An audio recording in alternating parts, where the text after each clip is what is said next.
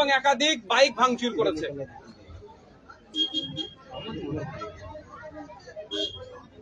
ব্যাপারটা হচ্ছে তাই,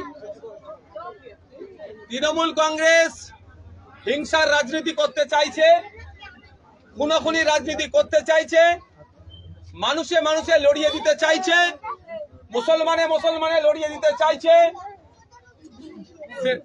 কৃষক কৃষকে লড়িয়ে দিতে চাইছে, ছাত্র যুবদের মধ্যে লড়িয়ে দিতে চাইছে, পাড়ায় পাড়ায় মানুষের মধ্যে হিংসা ছড়িয়ে দিতে চাইছে। পবিত্র রমজান মাস চলছে, সংযমের মাস। এই মাসে তৃণমূল কংগ্রেস সুকৌশলে আরএসএস এর প্ল্যানকে সামনে রেখে পাড়াতে পাড়াতে মহল্লার মধ্যে যাতে হিংসা অশান্তি মাথা ফাটাফাটি হয়, খুনোখুনি হয়, তার প্রচেষ্টা চালাচ্ছে। আমরা এই ঘটনা জানার পরে আমাদের নেতৃত্বদের পক্ষ থেকে যখন আমরা জানলাম, প্রশাসনের দ্বারস্থ হয়েছি, কিন্তু দুর্ভাগ্য আমাদের এখনো পর্যন্ত প্রশাসন ওই সমস্ত সমাজ বিরোধী যারা হিংসা করলো তাদের কাউকে গ্রেফতার করতে পারেনি। আজকে আমার একটা পরিকল্পনা ছিল, নেতৃত্বদের সাথে কথা বলে হয় থানার সামনে গিয়ে বসবো, অন্যথায় বাসন্তী হাইওয়ের উপরে আমরা বসবো।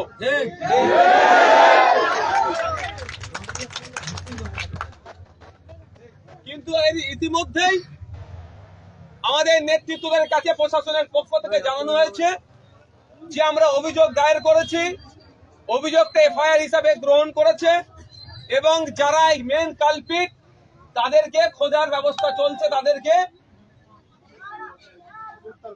তাদের বিরুদ্ধে অ্যাকশন নেবে, সেই জন্য চলছে। আমাদের কাছ থেকে একটু টাইম চেয়েছে। আমরা বারবারই প্রশাসনকে সম্মান দিই, আইন আদালত বিচার ব্যবস্থাকে সম্মান দিই। আমাদের নেতৃত্বরা বলেছে পূর্ব ঘোষিত অনুযায়ী আজকে আমার এখানে একটা জনসংযোগ ছিল।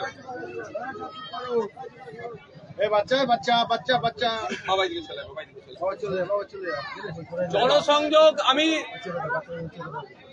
এটা বিশ্বাস করি,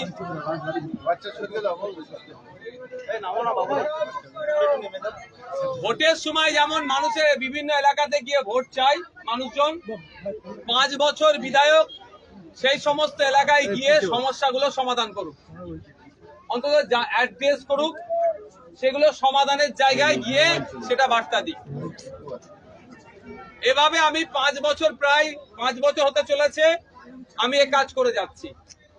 আজকে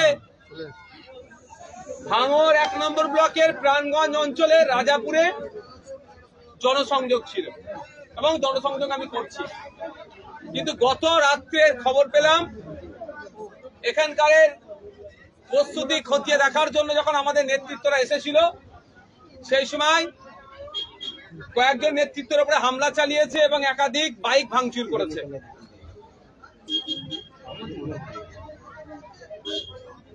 ব্যাপারটা হচ্ছে তাই, তৃণমূল কংগ্রেস হিংসার রাজনীতি করতে চাইছে, খুনোখুনি রাজনীতি করতে চাইছে, মানুষে মানুষে লড়িয়ে দিতে চাইছে, মুসলমানে মুসলমানে লড়িয়ে দিতে চাইছে, কৃষক কৃষকে লড়িয়ে দিতে চাইছে, ছাত্র যুবদের মধ্যে লড়িয়ে দিতে চাইছে, পাড়ায় পাড়ায় মানুষের মধ্যে হিংসা ছড়িয়ে দিতে চাইছে। পবিত্র রমজান মাস চলছে, সংযমের মাস। এই মাসে তৃণমূল কংগ্রেস সুকৌশলে আরএসএস এর প্ল্যানকে সামনে রেখে পাড়াতে পাড়াতে মহল্লার মধ্যে যাতে হিংসা অশান্তি মাথা ফাটাফাটি হয়, খুনোখুনি হয়, তার প্রচেষ্টা চালাচ্ছে। আমরা এই ঘটনা জানার পরে আমাদের নেতৃত্বদের পক্ষ থেকে যখন আমরা জানলাম, প্রশাসনের দ্বারস্থ হয়েছি, কিন্তু দুর্ভাগ্য আমাদের এখনো পর্যন্ত প্রশাসন ওই সমস্ত সমাজ বিরোধী যারা হিংসা করলো তাদের কাউকে গ্রেফতার করতে পারেনি। আজকে আমার একটা পরিকল্পনা ছিল, নেতৃত্বদের সাথে কথা বলে হয় থানার সামনে গিয়ে বসবো, অন্যথায় বাসন্তী হাইওয়ের উপরে আমরা বসবো।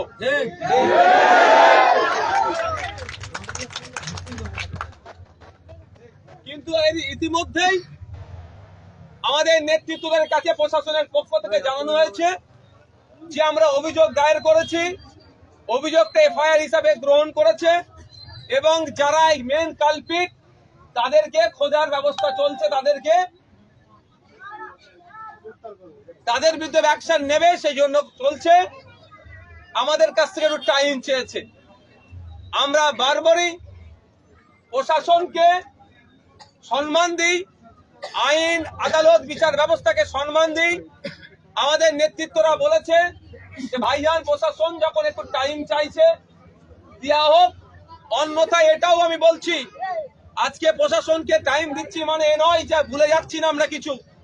এতটুকু শুধু মিডিয়ার মাধ্যমে আমি প্রশাসনের কাছে পৌঁছাতে চাই, যদি প্রশাসনের হাতে দায়িত্ব তুলে দিচ্ছি, যদি না প্রশাসন দায়িত্ব বন্টন ঠিকঠাক করতে পারে মানে ব্যবস্থা না নিতে পারে, তখন আমরা কিন্তু দায়িত্ব হাতে তুলে নেব। গণতান্ত্রিক প্রক্রিয়াতে দায়িত্ব হাতে তুলে নিয়ে কি করতে হবে আমরা ভালো জানি।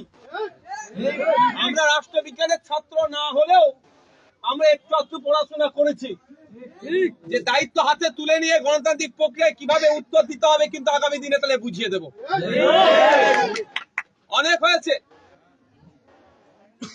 অনেক হয়েছে, সহ্যের একটা সীমা থাকে। যদি কেউ মনে করে যে আমাদের রাহুল, আমাদের ইয়াসিন, আমাদের আব্দুল মালিক ভাই, আমাদের নেতৃত্বরা ওরা মার খাচ্ছে, মারছে না, ওরা দুর্বল, এটা ভুল। এদের হাত কিন্তু আমি বন্ধ করে রেখেছি, আটকে রেখেছি। এতটুকু আমি বলতে চাই। যদি একবার ইশারা করে দিই না, বিপদ হবে কিন্তু। আমি সেটা চাই না বলেই এদেরকে আমি আটকে রেখেছি। কারণ এরাও কেমন ইয়াং ছেলে, কতটা লড়তে পারে আমি এদের কথাবার্তা চালচলনে যথেষ্ট আমি বুঝি। কিন্তু আমি ওই পাড়াতে